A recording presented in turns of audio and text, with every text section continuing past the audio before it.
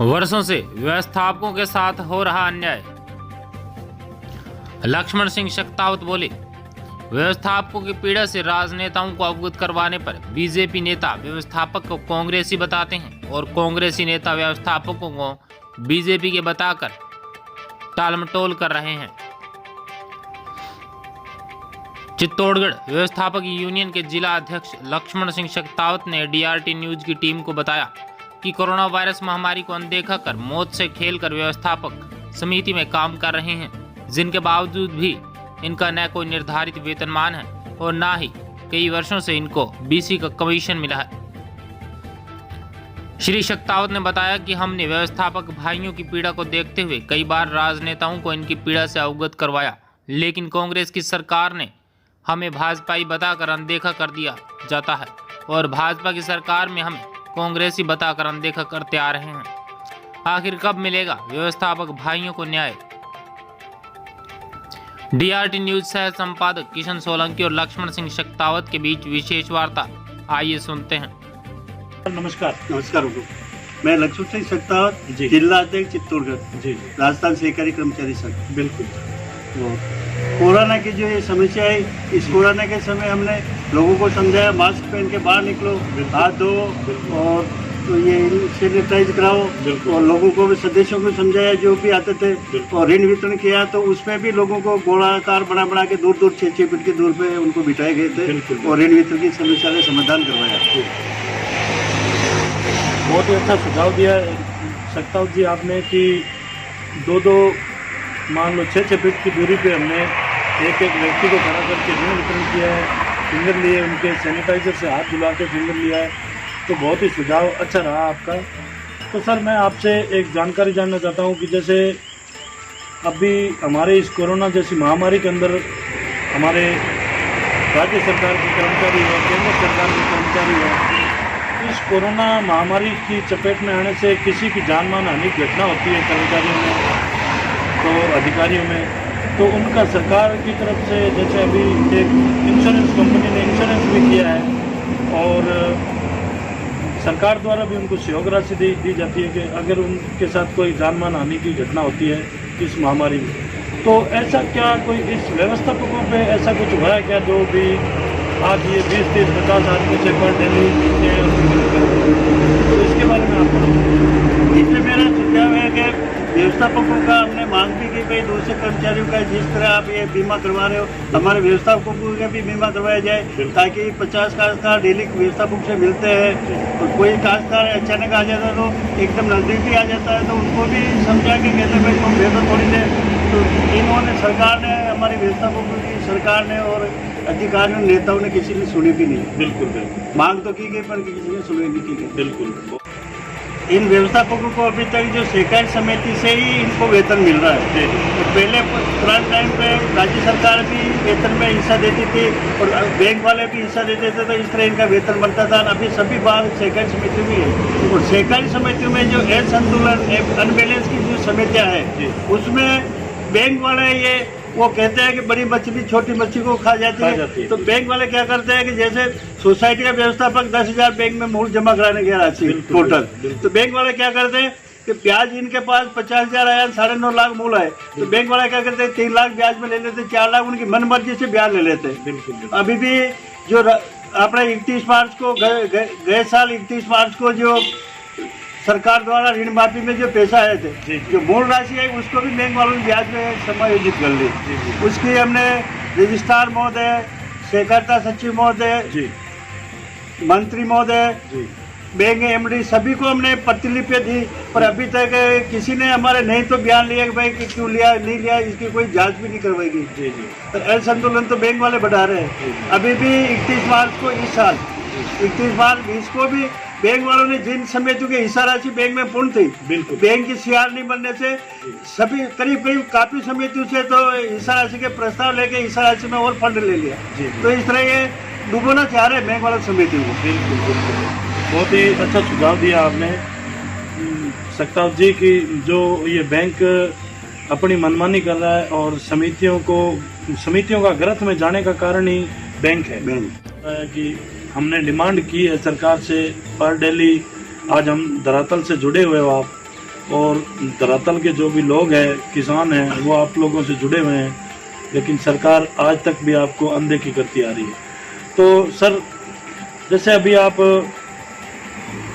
चित्तौड़ जिले के जिला अध्यक्ष हैं वर्तमान में, और आप समिति में व्यवस्थापक पद पे भी रह चुके हैं, और मान लो काफ़ी टाइम से आप सेवाएं दे रहे थे। तो सर, व्यवस्थापकों के बारे में बताइए सर, इनके क्या कोई वेतनमान में ऐसा कुछ कोई उधार या कोई समस्या है, वो बताइए। व्यवस्थापकों के लिए हमने राजस्थान सरकार से, जो भी सरकार है, कांग्रेसी सरकार है, उसमें भी मांग की गई, बीजेपी सरकार है उससे भी की गई। उनको हमने अधिकारियों नेताओं को ये समझाया गया, व्यवस्थापकों का फिक्सेशन कर दो आप लोग, तो इससे एक तो सोसाइटी में गबन घोटाले भी नहीं होंगे। अगर पूरी मजदूरी मिलेगी तो काम आराम से होगा, किसी तरह की समस्या नहीं आएगी। तो सर, व्यवस्थापकों को लिए आपने बहुत ही प्रयास किया है, आज दिन तक आपने बहुत मेहनत की है, और आपके साथी लोग हैं कई, उन्होंने भी बहुत यूनियन के माध्यम से लोगों को गाइड भी किया है। सरकार के हर, मान लो जहाँ तक आपको संघर्ष करना पड़ा वहाँ तक किया है।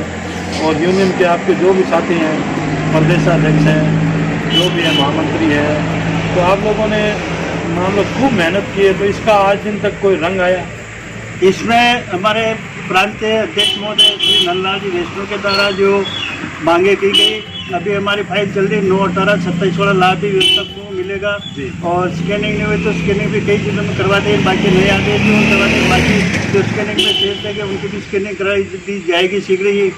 और अभी आजरा जी ने, उदयलाल जी आना सहकारिता मंत्री जी ने हमें आश्वासन किया कि व्यवस्थापकों का भी स्कैनिंग के माध्यम से वेतन में 18,400 से 52,200 वाले ग्रेड के लिए आश्वासन दे रखा है। जी।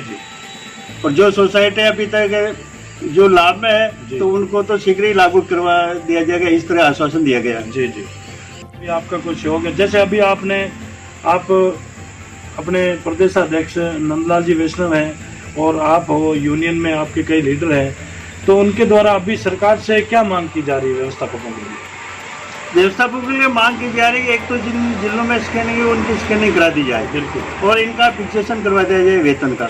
ये मांगे हमारे प्रांतीय अध्यक्ष महोदय नंदलाल जी वैष्णव के द्वारा, हमारे महामंत्री नंदलाल जी चौधरी के द्वारा अभी भी लगातार प्रयास में है कि व्यवसायों को भला हो जाए, चाहे हमारे को नहीं मिले पर पीछे वाली पीढ़ी को तो मिल गया था, इनको तो फायदा मिले। बिल्कुल। बहुत ही अच्छा सुझाव दिया साहब आपने, कि आपकी सोच ही बहुत लंबी और गहरी सोच है। जो आपने बताया है कि हमने तो जो हमारा टाइम निकाल दिया, हमें मिले या नहीं मिले, लेकिन जो पीछे की पीढ़ी है वो तो सुधरे, उनका तो सुधार हो। आज सर, मैं कई समितियों में मिला हूँ राजस्थान की, तो उसके अंदर हमें यूँ भी बताया गया है कि जो समितियाँ आज इनबैलेंस के अंदर है, जो समितियों में बिल्कुल, जो समिति कोई टाइम में 2-5 करोड़ का लोन करती थी, वो आज एक 50 लाख, 70 लाख, 80 लाख में रुकी हुई है। और दूसरी बात, जो समितियाँ इनबैलेंस के अंदर है, उन समितियों में इस कोरोना जैसी महामारी में व्यवस्थापकों का वेतन लेना भी बहुत भारी पड़ रहा है। व्यवस्थापकों को अप्रैल मई जून तक तो वेतन में भी बड़ी परेशानी है, तो फंड किसी तरह का आ ही नहीं रहा, तो वेतन कहाँ से ले? नहीं तो सरकार ने कोई व्यवस्था की, न सहकारी विभाग ने की, न बैंक ने इसकी व्यवस्था की वेतन चुकाने के लिए। फिर समितियों में से वेतन चुकाया गया बाद में। बिल्कुल। बहुत ही अच्छा सुझाव दिया है सत्ताव जी आपने, और हम भी सरकार से यही आग्रह करेंगे कि जल्द से जल्द व्यवस्थापकों का उद्धार होना चाहिए। और जो आपकी मांगे हैं सरकार द्वारा, मंत्री महोदय से, सरकार से, गहलोत सरकार से, मुख्यमंत्री महोदय से, सबसे यही हम भी आग्रह करेंगे कि आपका जल्द से जल्द कोई न कोई उद्धार होना चाहिए, कि उस उद्धार के कारण समितियां जिंदा रहे आज जहाँ भी हैं, और व्यवस्थापकों का अच्छा पालन पोषण हो, वेतन जिंदा रहे। और सर, जैसे कि मैं कई समितियों में मिला हूँ, तो उनमें सर, जैसे कई समितियों में बताया जा रहा है कि राजस्थान की कई जिलों में कि जो ये समितियों को आज बीसी बनाया है, बीसी, तो बीसी के अंदर क्या है, जैसे बीसी बना दिया तो बीसी के अंदर आज अदर कोई बैंक का बीसी बनते हैं, भाई बड़ौदा बैंक ले लो, अदर कोई भी बैंक, तो उसका क्या है, बैंक कमीशन देता है बीसी कमीशन। और यहाँ आज राजस्थान में अपने कई जिलों में व्यवस्थापकों को बीसी बनाया गया है समितियों को, तो उनको आज दिन तक कमीशन नहीं किया। आज दिन तक व्यवस्थापकों को जो बीसी बनाया गया उसमें किसी तरह का कमीशन आज दिन तक दे नहीं हुआ। बिल्कुल।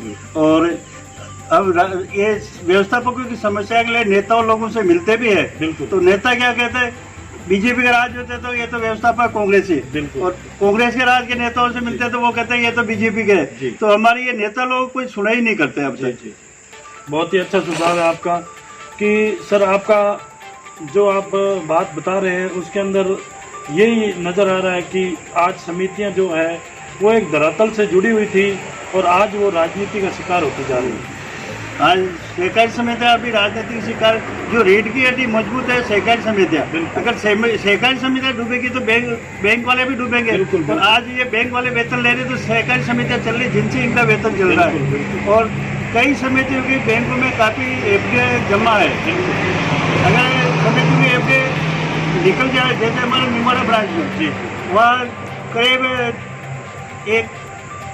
135 करोड़ की फिक्स डिपॉजिट है। बिल्कुल उसमें से 90 करोड़ तो सहकारी समिति की एफडी जमा है। बिल्कुल बिल्कुल। और तो- इस तरह कई ब्रांचों में सहकारी समितियों के उसमें पहले आदेश था रजिस्ट्रार हो जाएगा, 50 पैसे इनको ब्याज अधिक देंगे सहकारी समिति, वो भी नहीं दिया जा रहा, वो ब्याज भी 50 पैसे भी ये लोग खा रहे हैं।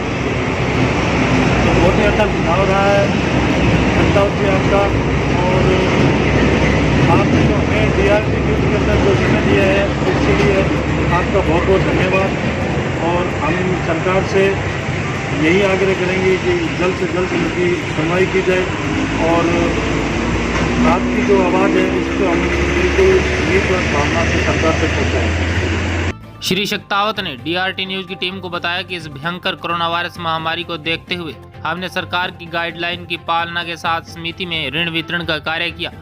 समिति में आने वाले काश्तकार व समिति सदस्यों को सोशल डिस्टेंसिंग की पालना करवाते हुए विशेष दूरी बनाकर, मास्क पहनाकर व हाथों को सैनिटाइज करवाकर ऋण वितरण किया और साथ ही उन्हें भीड़ भाड़ वाले क्षेत्र में जाने से रोका और मास्क पहनकर सरकार द्वारा जारी की गई गाइडलाइन की पालना करने के लिए आग्रह किया। चित्तौड़गढ़ से किशन सोलंकी की रिपोर्ट।